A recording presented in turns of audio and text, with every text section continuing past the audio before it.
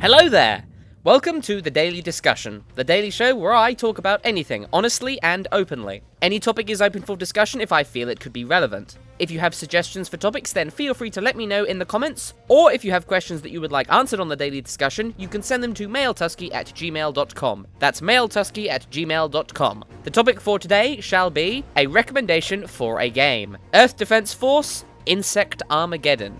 So, Earth Defense Force Insect Armageddon, otherwise known as EDF, is a third-person shooter that was released in 2011. In it, you play as a member of a military unit that defends the Earth against an alien invasion. It's kind of a mixture of massive insects and robots.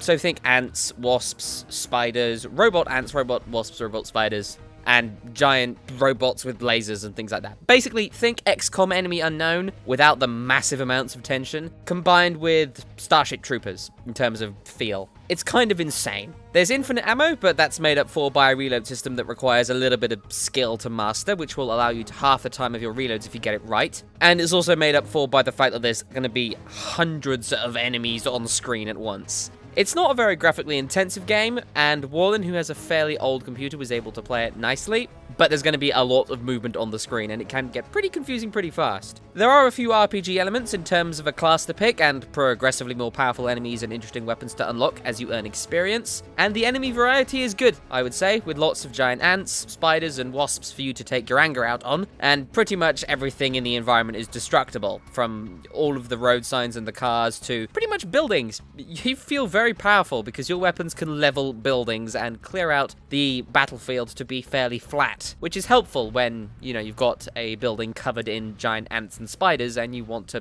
be able to see them all. It's also fairly tongue-in-cheek, the game, with the dialogue presenting a few jokes and the physics engine playing around with some pretty bizarre and hilarious ragdoll physics. Most of the time, our enemies' long-range attacks involved throwing burning cars at us, or rather that's what it felt like.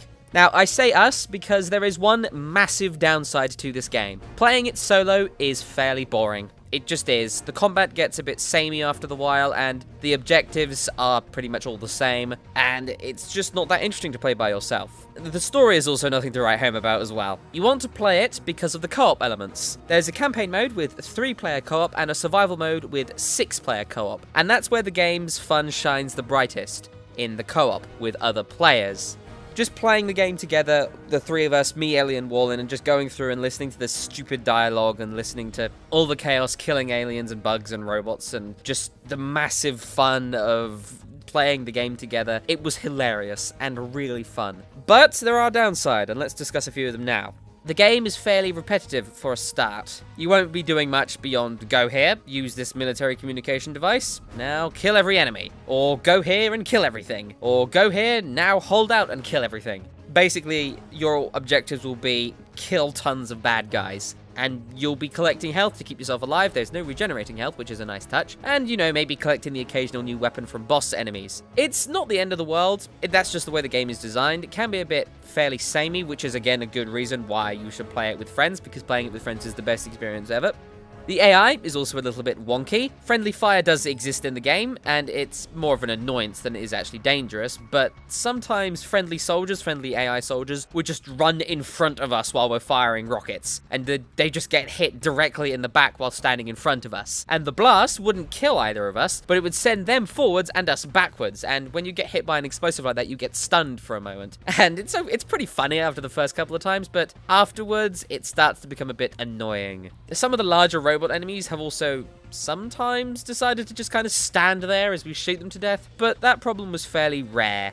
Class distinction is also a little bit of a problem. It's a bit odd, really. There are 4 classes, and they're called the Battle, the Jet, the Trooper, and the Tactical. Now, the Battle and the Jet classes have a lot of individuality. The Battle is a huge Space Marine-style bruiser with an energy shield, a massive gun on its side, and the ability to take tons of damage. And the Jet is a flying scout with a ton of different prototype plasma weapons, loads of interesting things like a homing assault rifle, grenade launchers, splitting homing rockets, and chain lightning style abilities, which is a shame because I love the chain lightning gun, but it kind of sucks. But anyway, My point is the other two classes, the Trooper and the Tactical, they don't really offer much in terms of interesting weapons to use. I mean, they have things like shotguns and assault rifles, sniper rifles, grenade launchers, and missile launchers. And really, only the grenade and missile launchers will be anything any decent, because in this game, shotguns and sniper rifles, and to a lesser extent, some of the assault rifles, aren't all that helpful. There's so many enemies on screen, and the clip sizes aren't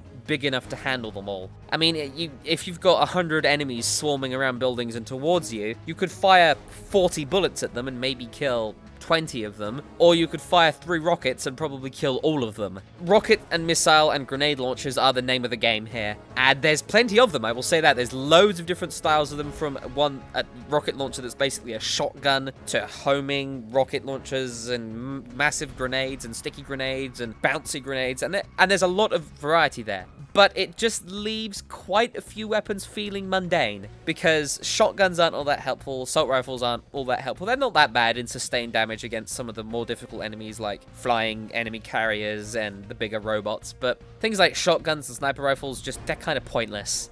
There's also a pretty obvious downside in that, you know, if you're afraid of ants, spiders, or wasps to any kind of serious degree, you'll probably not want to play this game, because they are designed to scare you, in a way. The spiders are the worst for me, because they have a leap attack that allows them to appear from the side of the screen as if from nowhere, and they're about 5 times bigger than the player character. Everything in this game is giant except the players, so just beware that if you're afraid of anything like that to any kind of serious degree, then you'll probably want to avoid the game. It's not that scary once you get used to it, but they can surprise you. Of course, you can make up for it by just turning around and shooting them in the face. That helps quite a lot. And of course, if you don't like shooters or third-person shooters, then you probably won't like this game either. It's not kind of any kind of epiphany. It never really took the gaming world by storm, this game. Now, I'm currently sitting at about 5 or 6 hours of playtime with Ellie and Warlin, who I've been playing it with. They both picked up the game. And we're about halfway through the campaign mode. If you played through the campaign once, and then played survival missions every now and then with your friends, I'd say that you could probably garner anywhere between 10 and 20 hours of enjoyment from this title, maybe more if you played it a lot. I mean, that's not a massive amount compared to other games, but I will say this is a point in its favor. Because of the game's age, it's fairly cheap. On Steam, it is available for $10 with all of the DLC for the game, which is just a bunch of extra weapons, and a complete pack available for $12, which isn't that bad, I'd say. You could buy 3 versions of the game to play with friends for less than it would cost to buy a AAA title today, or you could split it however you wanted. I mean, I bought it for Ellie, and Ellie bought it for Warlin, so it was all kind of fairly distributed. But, I mean, $10 each for 3 people isn't that bad. It's a fairly small amount for the 3 of us, and that's just fine, I think. Compared to what else you could buy for $10, it's a pretty good bargain, I'd say. And if it does ever go on sale, then I would definitely suggest grabbing it, because it'll probably be pretty damn cheap. And that's about it, really. Earth Defense Force is dumb and stupid, but also really, really, really fun. It's definitely worth a playthrough with your friends, because it's just so much fun together. You can just go around and fly and level buildings and kill loads of enemies and destroy ant hills and have massive aerial battles. It's really good in scope. It feels kind of epic, because it feels like they're really invading Earth, despite the graphics not being up to par with the games of today. But really, I'm not a massive follower of graphics making everything. I do like a good-looking game, but the graphics aren't that bad. The explosions and the effects are pretty good, and it's just fun, really. It's just a nice bit of fun to keep you busy while you're waiting for Warlords of Draenor. That's what we're doing with it, and I'd say you could probably do the same. If you just find a few friends who want to blast bad guys with you, it's a lot of fun and definitely worth it. So I'll leave you after I finish the video with an encounter with a pretty gigantic boss that we had and our reactions to it, because it's just great amounts of fun. So that's it for today's daily discussion. If you have any suggestions for topics, or you wish to send me your questions to answer on the daily discussion, you can email me at mailtuskey@gmail.com, or you can just leave a comment. Thank you very much for watching, and I wish you the best of luck with your gaming endeavors. I have a missile turret. Oh, a tank! That is not good. What? What's a giant Ravager? Press T. There is no T. Holy shit! That? We have not seen that before! Oh god. Warlin, get in my tank! I'm hitting I'll it get with it. missiles. Anything I you don't think want. it notices. No, no, no, no, no, no, no, no, no, no, no. That's some Pacific Rim shit right there. Yes, yes it is. The middle bit! Oh, he's doing something.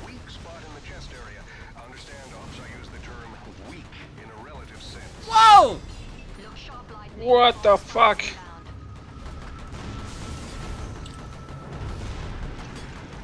He should turn around. You should turn him around. Turn him around. Turn him around. Yeah, a little more. Okay. Holy shit, this thing is gigantic! Ah! Oh shit! There's a Summon thing. the giant ticker.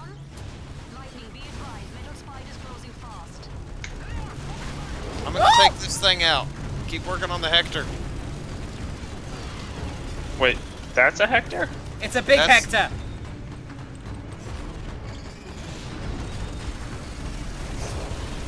Where'd it go? It has a laser! Laser! Oh my. I'm getting back in the missile turret. Oh my. Oh, Run! oh Run! God. Holy shit. Ah!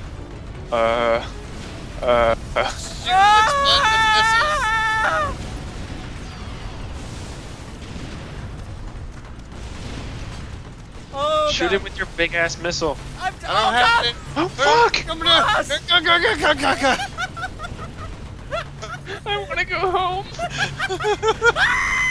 I wish I had kept the missile. Alright, okay. Oh no. Oh Dead. no! Track down! The fuck? Laser! Holy shit! Oh, I'm getting it, I'm getting it. Oh god. Ow! I am gonna die. Ah, gonna die. Run then! You know what's gonna die? I'm gonna die. Run!